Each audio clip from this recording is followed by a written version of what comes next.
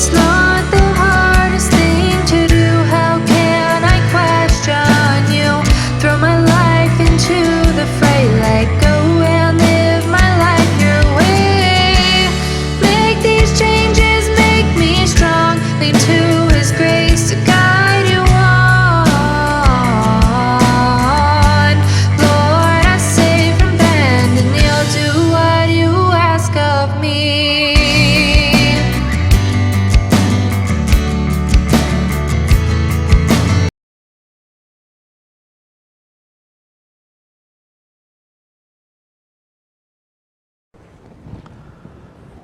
어떤 어른이 엘리베이터에 탔습니다. 그런데 엘리베이터 안에는 유치원 어린이 아이들이 잔뜩 있었습니다. 그런데 그 중에 한 어린아이가 아주 맹랑하게 친구한테 이렇게 말을 합니다.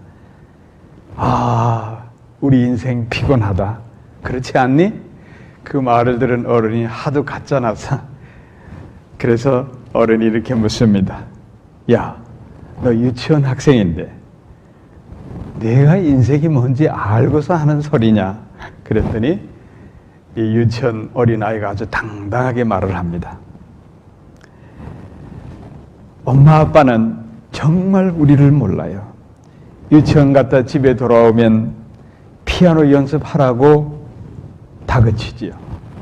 피아노 치고 나서 좀 쉬려고 하면 미술 학원으로 가라고 내밀치고, 미술 학원에서 겨우 좀 시간 내서 집에 들어오면 또 영어 학원 가라고 엄마 아빠가 우리를 내밀치니 우리 인생이 어찌 피곤하지 않습니까? 이렇게 말을 하더라는 겁니다. 여러분, 어린아이에서 나이든 노인에 이르기까지 다 누구나 인생은 피곤합니다. 그래서 다른 말로 인생에 짐을 지고 산다, 그런 표현을 합니다. 누구에게나 인생에 짐이 있습니다. 산다는 것 자체가 어쩌면 무거운 짐을 지고 가고 있다고 해도 과언이 아닙니다.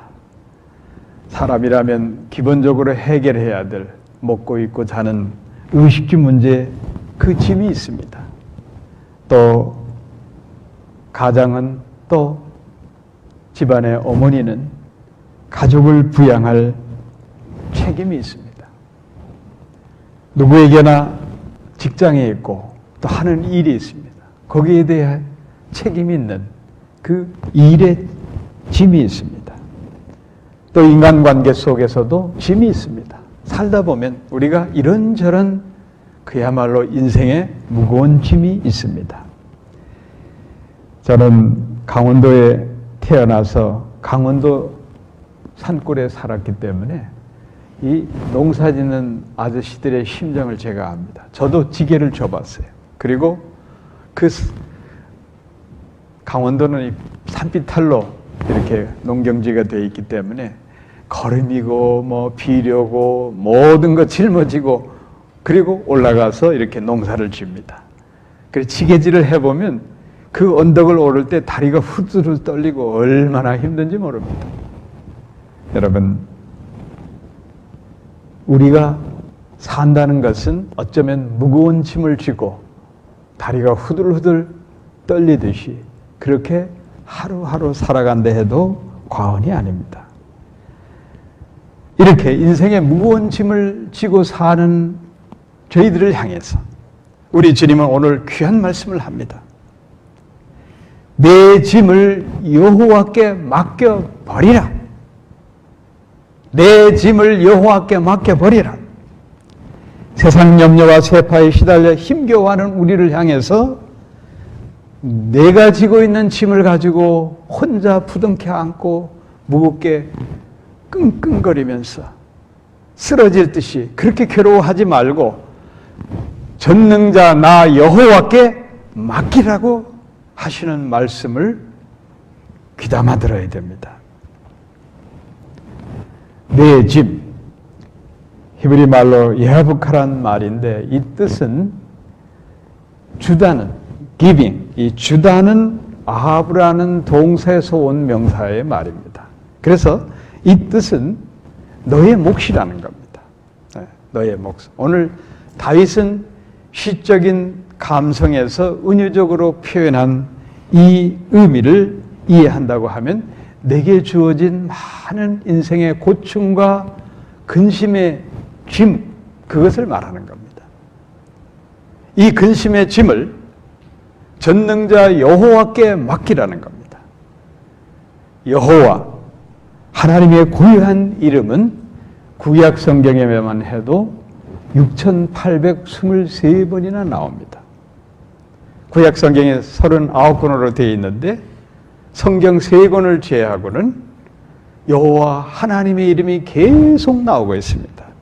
이 여호와 하나님, 이 고유한 이름을 우리는 기억해야 돼. 이 여호와란 뜻은 스스로 계신 분이다, 그런 뜻이지만 한마디로 온 우주 만물의 창조자, 또 온 인류를 사망 권세에서 구원하는 구속자, 그리고 온 우주 만물을 주무시지도 않고 운행하시는 만유의 주라는 뜻인 겁니다. 그러니까 이 전능하신 하나님께 내가 갖고 있는 이 무거운 짐, 전능하신 하나님의 편에서 볼 때는 우리가 갖고 있는 것은 뭐 티끌만 하겠어요. 그런데 내게는 그게 엄청난 무거운 짐이 되는 겁니다. 그 짐을 지고 나 혼자 끙끙거리고 괴로워하며 고통스러워하지 말고 이 짐을 내게 맡겨라. 우리 하나님이 이렇게 말씀하시는 겁니다. 왜 고집 피우고 내 짐을 주님께 맡기지 않습니까? 이 시간 여러분이 갖고 있는 모든 짐을, 무거운 인생의 짐을 주님께 맡기시고 자유함을 얻으시기를 축원합니다. 짐을 져보지 않은 사람은, 소위 말하면 짐꾼의 심정은 그저 테이블에 앉아서 그냥 컴퓨터 하나 두드리고 이렇게 펜으로 글씨만 쓰는 사람들은 짐꾼의 그 고충을 모릅니다. 어마어마한 무거운 것을 쥐고 계단을 오르고 언덕을 오르고 보통 힘든 일이 아닙니다. 이 짐을 남이 대신 져준다고 하면 얼마나 자유롭고 편안하겠습니까? 6.25 동란 때에 있었던 일입니다. 한국은 미군들이 이렇게 트럭을 몰고 가는데 언덕길을 올라가는데 많은 한국 분들이 등에 짐을 쥐고 소위 말하면 보찜이죠. 머리에 이고 그렇게 힘들게 올라갑니다. 그래서 너무 안 됐어가지고 트럭을 세우고 그 모든 한국 분들을 다 트럭에 태운 거예요. 뒤에 뭐 넓은 직칸이니까 태우고 쭉 올라가는데 이렇게 백미러로 뒤를 돌아다 보니 아니 이 한국 분들이 짊어진 거 개나리 보찜 그대로 이고 있는 거예요.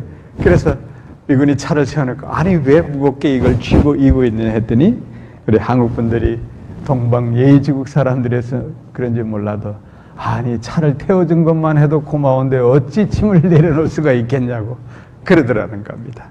여러분, 그게 겸손이 아니에요. 여러분, 우리 신앙생활에서 마찬가지. 우리가 힘에 겨워서 힘들고 이건 내 짐이니 내가 받아야 할 고통이니 감당해야 되겠다. 물론 몸부림쳐야죠. 그렇지만 그 모든 짐을 주님께서 내게 맡기라고 하는데 왜 맡기지 않습니까? 맡겨야 됩니다. 그게 믿음인 거예요, 여러분. 사랑하는 성도 여러분, 주님은 모세를 불렀을 때에 모세에게 이렇게 말씀합니다. 너는 저 애굽 그 폭정 속에 신음하는 내 백성의 신음소리가 들리지 않느냐? 모세, 나는 나이도 많고 이런 그들을 이끌어낼 능력의 지도자가 못 된다고 사양을 하니까 하나님이 그렇게 질책을 하신 겁니다. 그리고 모세의 부름에 대한 사명을 주십니다. 출애굽기 6장 6절 7절에 보면 아주 귀한 말씀이 나옵니다. 이스라엘 자손에게 말하기를 나는 여호와라. 내가 애굽 사람의 무거운 짐 밑에서 너희를 빼내며 그 고역에서 너희를 건지며 편팔과 큰 재앙으로 너희를 구속하여 너희로 내 백성을 삼고 나는 너희 하나님이 되리니 나는 애굽 사람의 무거운 짐 밑에서 너희를 내어낸 너희 하나님 여호와인 줄을 알지어다. 이렇게 말씀하십니다. 그러니까 하나님은 모세에게 준 사명은 뭐냐? 애굽의 폭정 밑에서 이스라엘 백성이 무거운 짐을 지고 신음당하는 것, 그 짐을 벗겨버리는 것, 그들을 이끌어내서 적과 꿀이 흐르는 주인이 되어서 살아갈 나라를 허락하겠다. 이 말씀. 그러니까 우리 인생의 짐을 벗어야 되는 거예요. 이스라엘 백성을 구원할 때도 그 무거운 짐을 벗긴다고 말씀하신 거예요. 오늘 다윗도 자기가 인생의 모든 고통의 짐을 하나님밖에 감당해 주실 분이 없다는 것을 알고 고백한 내용이 오늘 본문 말씀이 되는 겁니다. 사람은 한치 앞을 내다볼 수 없는 존재이기 때문에 늘 두렵고 떨리는 가운데 살아갑니다. 이유를 알 수 없는 두려움, 그것을 불안이라고 말합니다. 이유를 아는 것은 공포가 되는 겁니다. 거기에다 세상살이의 자체가 이런저런 일로 인해서 근심 걱정거리를 만들어서 우리는 그야말로 스트레스를 받고 삽니다. 많은 의학자들은 의학 칼럼을 통해서 수도 없이 얘기하죠.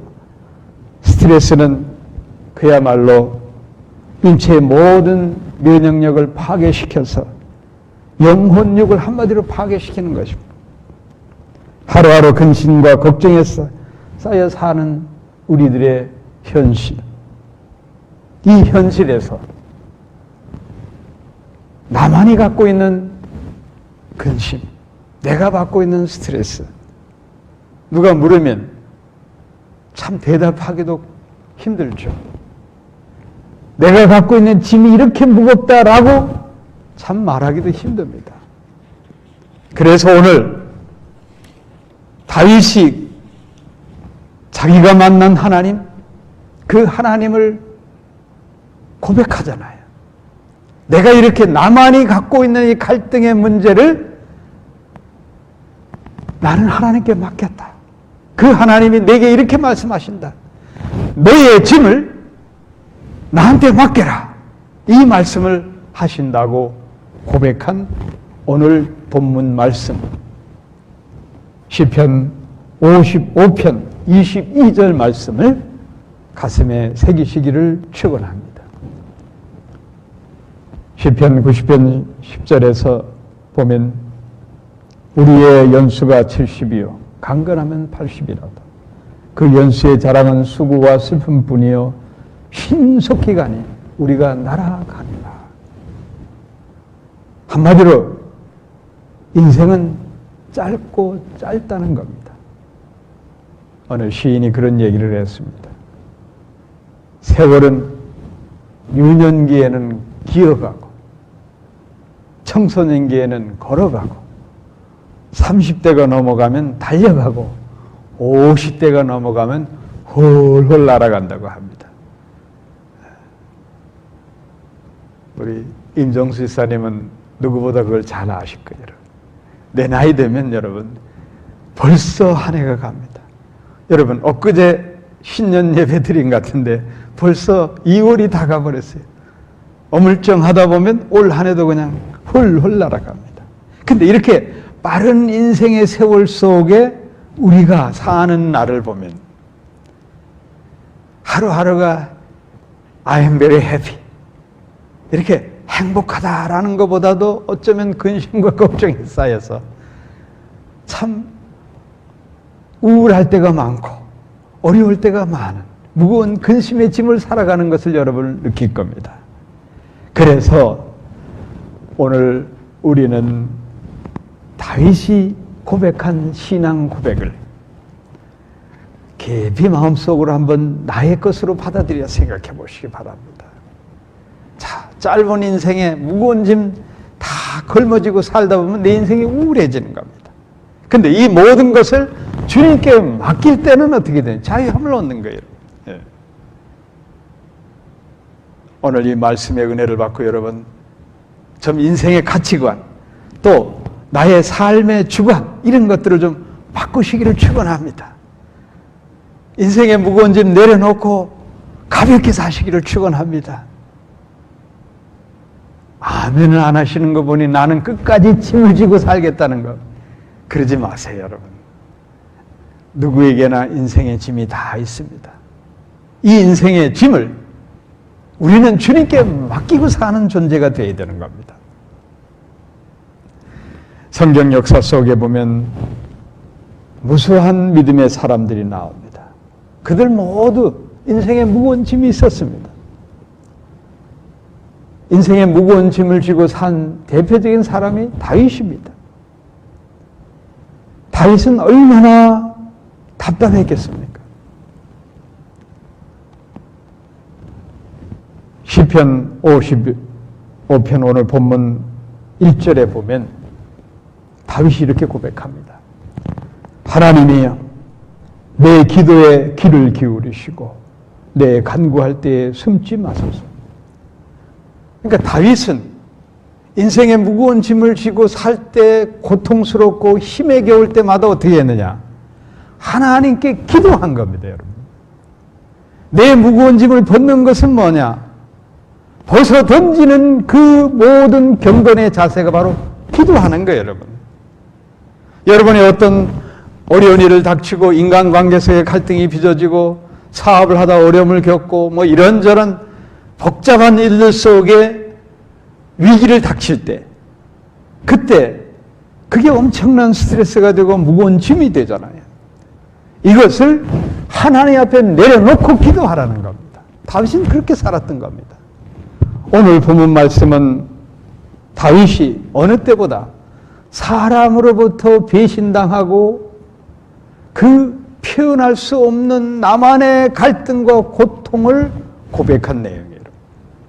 오늘 본문 시편 55편의 백그라운드를 보면은 바로 사랑하던 아들 압살론이 구테타를 일으켜서 자기를 반역하고, 그리고 아들이 그야말로 군사 정변을 일으키니 할 수 없이 맨발로 눈물을 흘리면서 기드론 골짜기를 내려가면서 그 수치와 인간의 배신감과 갈등 속에서 빚어진 내용을 오늘 표현한 내용입니다. 사랑하는 아들이 배신했고, 거기에 그토록 자기 앞에서 충성하던 자들, 오늘 본문에 보면 그 입은 우유 기름보다 미끄러워도 그 마음은 전쟁이요, 그 말은 기름보다 유하여도 실상은 뽑힌 칼이로다. 본문 21절에 이렇게 고백하고 있는데 그 내용이 다른 게 아니에요. 평소 자기가 임금으로 있을 때는 그 신하들이 나한테 그렇게 그냥 입에 마른 충성스러운 간언을 하고 그냥 예서하고 그렇게 따르던 자들이 자기 아들과 반역을 도모하고 자기에게 칼을 들이대는 거예요. 그 인간적인 배신감, 이루 말할 수가 없습니다. 그 중에서도 압살론 반역에 앞장섰던 아히도벨이 바로 오늘 본문에 나오는 거예요. 여기 보면 본문 12절에 보면 그 곧 너로다, 나의 동료, 나의 동무요, 나의 가까운 친구로다. 그게 누구냐면 아히도멜이에요. 아히도멜. 이 자가 자기 아들과 협작해가지고 자기 아들을 꼬투려가지고 자기 목숨을 노리고 있는 거예요. 아히도벨은 다윗이 맨발로 도망가는 그 다윗을 지금 당장 1만 2천 명의 군인을 몰고 가서 다윗을 죽여야 된다, 이렇게 압살론에게 조언을 하는 거예요. 그런데 그런 와중에서 다윗이 할 수 있는 것은 하나밖에 없는 거예요. 오늘 전능하신 하나님께 모든 것 맡깁니다. 아히도벨의 모략이 어리석게 하옵소서, 그 기도만 한 거예요. 사무엘상에 보면. 그 아히도벨이 어리석은 결단을 하도록 그렇게 해주기를 다윗은 기도할 수밖에 없는 거예요. 모든 거 하나님께 맡기는 것밖에 없는 거예요. 다행히 다윗이 심어놓은 충직한 종 후세가, 그 후세가 압살롬을 간합니다. 왕이시여, 이제 왕이 됐는데 뭐 걱정하십니까? 이제 다윗은 맨발로 왕궁에 쫓겨나가고 이제 저 남쪽 헤브론에서 어디를 가도 다윗이 설 자리가 없으니 그냥 걱정하지 마시고 아버지를 죽일 이유까지는 없습니다. 이렇게 간을 한 거예요. 그래서 압살롬이 그 말을 듣고 보니 옳구나 생각해가지고 다행히 이 아히도벨이 주장한 대로 군사를 몰고 다윗을 즉시 죽이지 않아서 다윗이 살아난 겁니다. 자, 여러분, 다윗의 그때 심정을 여러분 한번 상상해 보시기 바랍니다. 사랑하는 아들, 그토록 믿었던 아히도벨 비롯한 신하들, 이 모두가 자기를 죽이려고 배신한 그 배신감, 이루 말할 수가 없는 겁니다. 사람은 여러분 가장 고통스러운 게 다른 게 아니죠. 사랑이 미움되는 거예요, 여러분. 그토록 믿고 사랑했던 사람이 배신함으로 인해 가지고 그 당하는 거 얼마나 고통스러운지 몰라요, 여러분. 단테의 신곡에 보면 가룟 여자가 저 밑에 들어가 있는데 그 가룟 여자와 함께 있는 존재가 누구냐 하면 서양 역사를 바꾼 줄리어스 시저를 살해한 브루투스가 함께 있는 거라는 거예요. 배신자. 이 줄리어스 시저가 브루투스를 자기 양아들로 삼아가지고 그렇게 돌봐준 거예요. 그런데 칼로 찔른 거예요, 여러분. 이게 배신감, 이 상처는 이루 말할 수가 없는 거예요. 자, 여러분, 이 세상에는 사람을 믿으면 상처가 옵니다. 그래서 우리가 내 인생 모든 걸 믿고 맡길 수 있는 분은 그래서 하나님밖에 없는 거예요. 어느 분이 남의 빚 보증을 서주었다가 자기 사업체까지 그냥 망해버렸어요. 너무 억울하고 원망스러워서 잠도 못 자고 먹지도 못하고 엄청난 스트레스와 분노 속에 몸이 말라가는 거예요.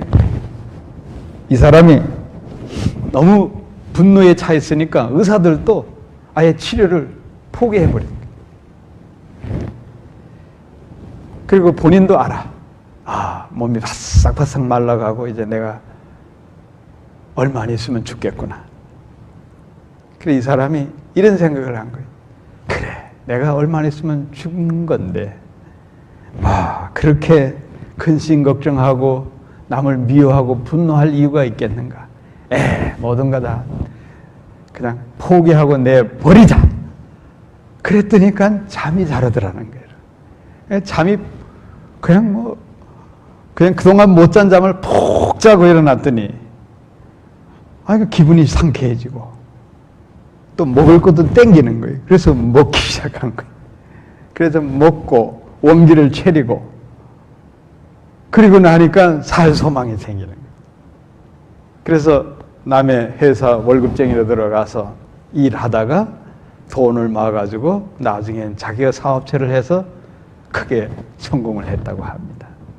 여러분, 사람이 무거운 인생의 무거운 짐, 마음에 있는 분노까지 이런 거 다 내려놓기만 해도 이렇게 이 사람처럼 건강을 회복하고 새로운 인생이 열리는데 나의 무거운 짐까지 감당해 주시는 하나님, 그 하나님은 전능하신 하나님, 그 하나님은 우리가 왜 근심 걱정하며 인생의 무거운 짐을 쥐고 혼자 허덕여야 되겠습니까? 사랑하는 성도 여러분, 다 주님께 맡기시기를 축원합니다. 마태복음 8장 23절 이하에 보면 예수님께서 제자들과 함께 갈릴리 바다를 배 타고 건너가시다 풍랑 만나는 사건이 나옵니다. 갑자기 예기치 않은 풍랑이니까 이 제자들은 또 갈릴리가 고향이고 어부 출신들이 많았잖아요. 그러니 노를 저보고 자기들 프로페셔널한 걸 모든 걸 동원해도 배가 그냥 뒤집어질 것 같고 침몰할 것 같은 거예요. 그러니까 옆에 계신 예수님을 막 깨우는 거죠. 그래도 예수님은 곤히 주무셨던 것 같아요. 그리고 바다를 예수님이 깨어나셔서 바다를 꾸짖고 잠잠케 하십니다. 그런 후에 제자들에게 질책하는 말씀을 우리는 기억해야 돼요. 어찌 무서워하느냐? 믿음이 적은 자들아. 여러분, 믿음이 적은 자들아. 아니, 예수님이 너의 전능자 하나님이 옆에 있는데 뭐 그렇게 호들갑을 떠느냐? 믿음이 적은 자들아. 오늘 우리를 향해서 이 말씀하고 있다고 여러분 깨달아야 되는 거예요. 여러분, 내가 힘들고 어렵고 위기를 만나고 어려운 공경에 있다고 하면은 여러분 힘든 건 사실입니다. 그러나 주님께 맡기고 기도하지 않는 나의 불신앙을 먼저 생각해야 돼요. 믿음이 적은 자들아, 징책받기 전에 우리는 하나님 앞에 모든 나의 문제와 내 인생의 무거운 짐을 내려놔야 됩니다. 위기가 닥칠수록 예수님께 모든 걸 맡기는 믿음이 필요합니다. 갈릴리 바다에서 이 사건 때문에 사도 베드로는 훗날 자기 서신 베드로전서 5장 7절에서 초대교회 성도들에게 이렇게 고면합니다. 여러분 따라 하시기 바랍니다. 너희 염려를 다 주께 맡겨라. 이는 그가 너희를 돌보심이라. 아멘. 그러니까 염려하지 말고 주님께 다 맡기면 주님이 알아서 처리해 주신다. 왜 맡기지 않느냐? 이 말씀을 주목해야 돼. 이제 저도 인생을 살 만큼 산 사람이기 때문에 말할 수가 있습니다. 우리가 늘 걱정하고 염려하는 일들 95%는 그 염려하는 일들이 현실화되지 않아요. 그냥 근심 걱정하는 거예요. 여러분. 요즘처럼 이 시대가 아주 복잡한 생활 구조로 되어 있기 때문에 필요한 게 많습니다. 과거 여러분 한 20년 전, 요즘 젊은 세대들은 그 시대를 살아보지 않아서 그렇지만은 20년 전에 살던 그 모든 내 생필수품하고 지금은 확연히 달라진 거예요. 뭐 몸에 지내야 할 것도 많이 생기고 여러분 아주 복잡 다산한 구조가 돼 있어요. 생활 자체가. 그러다 보니 필요한 게 많고 부족한 게 많을 수밖에 없는 거예요. 여러분. 이게 복잡한 거, 영어로 컴플렉스죠. 그 보면 정말 콤플렉스가 우리말로 하면 열등감이 열등감, 여러분. 복잡하니까 복잡한 생활 속에서 부족한 게 많다 보니 열등감이 생기는 거예요. 우리의 미래도 더 걱정스럽고 이런 상황에 있습니다. 그러니 불안하고. 자, 그래서 요즘 이 시대는 어느 때보다도 다양한 정신병이 많이 창궐하는 거예요. 영혼육을 파괴하는 그러한 나도 모르는 그런 정신적 압박, 거기서 나도 내가 저정신이 아닌 그런 이상한 존재로 변할 수가 있는 겁니다. LA에 사는 어느 딸이 필라델피아에 있는 친정 부모를 초청을 했습니다. 비행기 티켓을 보내서 부모님, 친정 부모를 자기 집에 모시기를 원했어요. 그래 이 친정 부모는 또 손자, 손녀 보는 그 기쁨이 얼마나 컸겠습니까? 그래서 이 부부는 공항에 나간 거예요. 필라델피아 공항에 나가서 수속을 딱 들어가려고 하는데 부인이 여보, 내가 아침에 당신 바지 다리다가 아무래도 다리미 전기 코드를 뽑지 않고 그대로 놓고 온 것 같아. 이러면 집에 불이 날 것 같아. 집에 돌아가야 돼요. 그래서 하염없이 집으로 돌아온 거예요. 집에 돌아오니까 다리미가 잘 정리돼서 이렇게 세탁장에 있고 아무 문제가 없는 거예요. 그러니까 이 남편이 얼마나 실망스럽겠어요. 그래 이제 여차여차해서 못 갔다고 또 친정 딸한테 소식을 전했더니 또 친정 자기 딸이 시집간 딸이 또 초청장을 또 보내준 거예요. 그래서 또 이 부부는 준비해가지고 또 공항에 나간 거예요. 공항에 나가서 이제 수석을 밟으려고 하는데 또 이 부인이 여보, 내가 깜빡 잊고 다리밑 전기 코드 그냥 꼽아놓고 왔으니 집에 가야 된다. 그래 이제 집으로 갔다는 거예요. 그 남편이 참 부인을 볼 때 얼마나 안타깝겠습니까, 여러분. 그래도 딸은 자기 친정부 보고 싶어가지고 또 비행기 티켓을 보내서 이제 3번째로 초청을 한 거예요. 그래서 이 부부가 공항에 나간 거예요. 공항에 나가서 수속을 밟으려고 하는데 아니나 다를까 부인이 여보, 나 다리미 타령을 또 하는 거예요. 그래서 남편이 가방 쫙 열고서 다리미 거는 여기 있으니 걱정하지 말라고 그랬다는 겁니다. 이게 우스갯소리 같지만 요즘 현대인이 앓고 있는 이 정신적인 조급증, 불안증 이런 게 굉장히 강한 겁니다. 맡기질 못하는 병이 바로 불안증이에요, 여러분. 예? 사람을 믿지 못하고 모든 사건을 믿지 못하고 불안하고 초조하면 끝이 없는 겁니다, 여러분. 특별히 같이 사는 부부를 믿지 못하면 여러분 얼마나 고통스러운지 몰라요. 여러분. 자, 사람은 믿으면 실망할 수가 있어요. 그러나 하나님을 믿으면 실망할 일이 없어요, 여러분. 그래서 우리 하나님 우리를 향해서 모든 것 맡기라는 겁니다. 주님은 마태복음 11장 28절에서 수고하고 무거운 짐진 자들아 다 내게로 오라. 내가 너희를 쉬게 하리라. 여기서 수고하고 무거운 짐진 자. 그 뜻이 뭡니까? 이 세상에는 다 수고하고 무거운 짐진 자들이라고 주님이 보는 겁니다. 우리 모두는 다 수고하고 무거운 짐을 지고 사는 존재입니다. 그걸 주님이 알고 계셔요. 그래서 다 내게 오라. 그 무거운 짐을 내 앞에 내려놓고 내가 대신 져줄 테니까 나에게 맡기라. 이 말씀이에요. 그 다음 29절 30절에서 주님은 이렇게 말씀합니다. 나는 마음이 온유하고 겸손하니 나의 멍에를 메고 네게 배우라. 그러면 너희 마음이 쉼을 얻으리니 이는 내 멍에는 쉽고 내 짐은 가벼우니라. 그러니까 내 멍에를 메라 이 말씀하는. 그러니까 멍에는 이 결이 소의 결이나 이런 데 이렇게 묶어 놓는 거죠. 꼼짝 못하게. 근데 팔레스타인의 소나 말이나 이렇게 멍에를 쥐었는데 이 뜻은 짝을 쥐어가지고 이렇게 하나로 묶어주는 겁니다. 그래서 여기서 우리가 이 말씀을 잘 이해해야 되는 건 뭐냐. 한국식으로 보다 한국식 멍에를 생각하기보다 팔레스타인 컬처의 문화를 생각해야 돼요.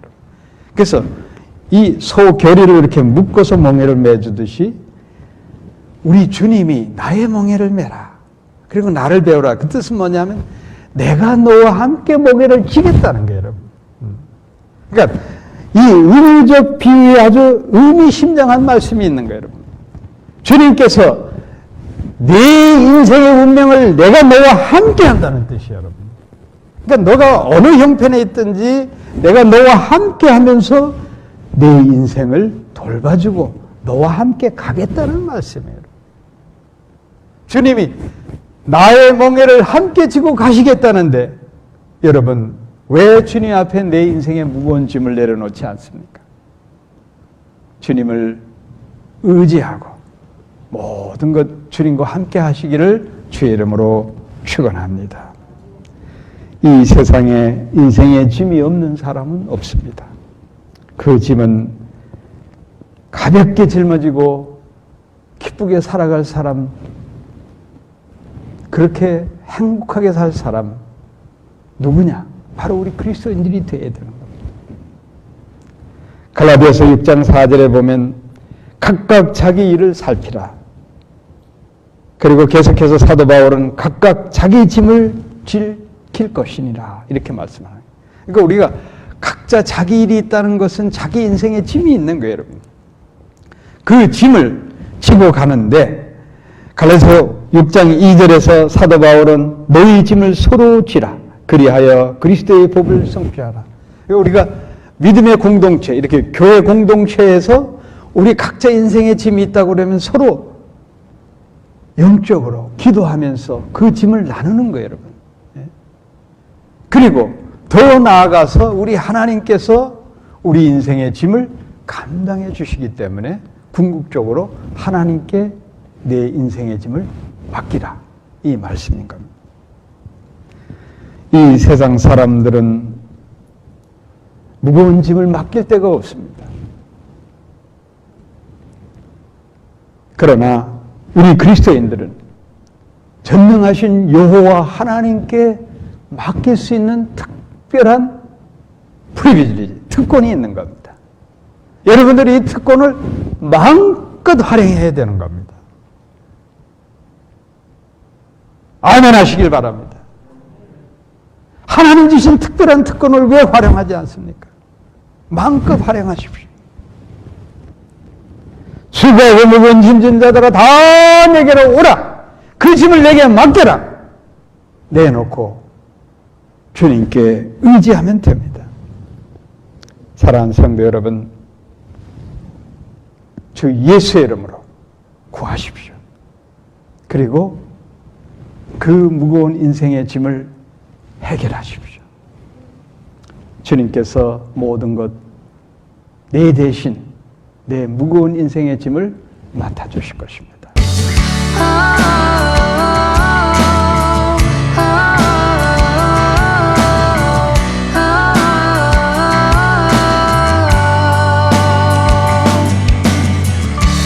Lord, please visit as I pray. Make my dreams become the days. Like a child from a father's love, guide me as I'm growing up. It's not the hardest thing I'll do. This will be over soon. Keep me close as I'm lost amongst the fray. Will these changes make me strong? Your grace makes all things possible. Life is broad.